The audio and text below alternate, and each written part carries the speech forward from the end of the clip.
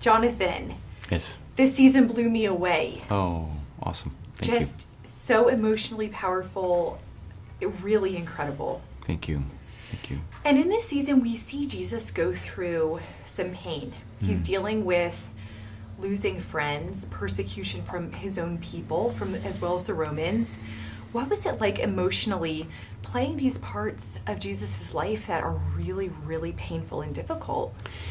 You know, because we don't hear a lot about all of the moments of difficulty in Jesus' life and ministry in the Scripture, to me, I just had to really put it all to prayer and inform as much of my own humanity as was scripted in the page, and hope that kind of gets in the ballpark of what Jesus may have felt during these moments.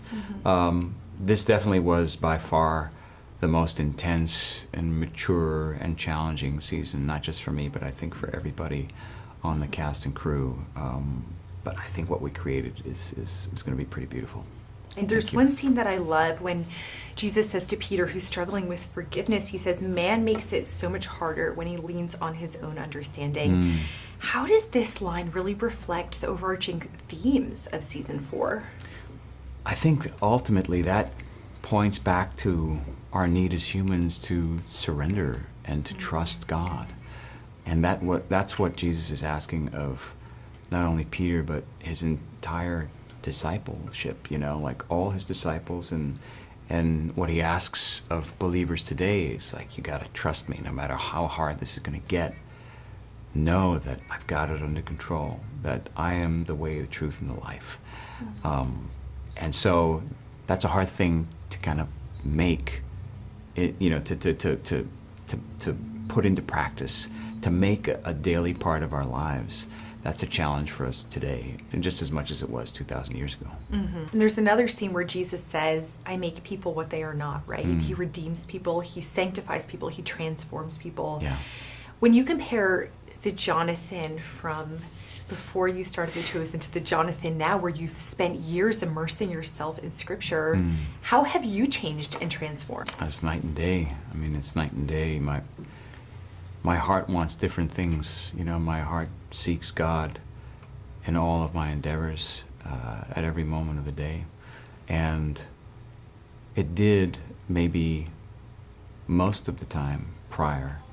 But I think once you really convert your heart for Christ, he just wants more of you, and you want to give him more of yourself and do his will, because your life just gets better and better as you follow him. Even the stuff that makes life really difficult, you process it differently, you embrace it differently.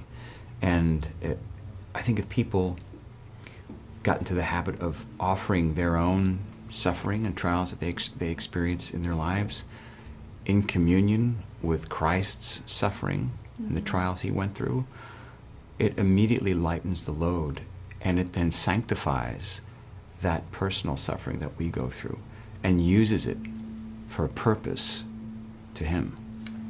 And I think we see that in this season, that following Jesus does not mean an easy life, which is something that kind of confused some of his followers.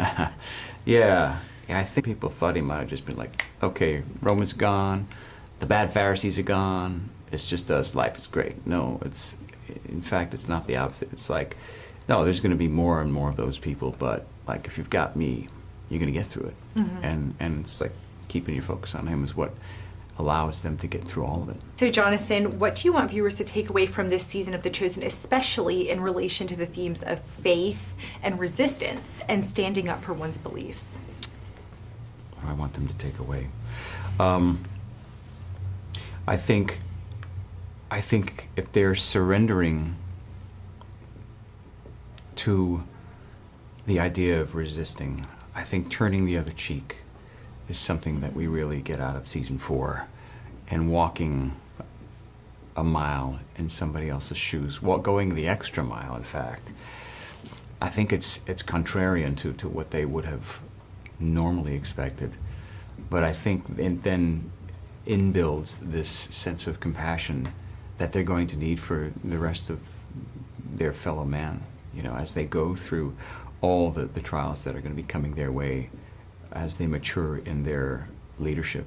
Once Jesus is no longer with them, they are now being taught, you know, the ground rules for how to become ministers and leaders of the faith and perpetuators of the faith. Yeah. Wonderful. Jonathan, thank you so much. It's always a pleasure. Thank you, likewise. Thanks.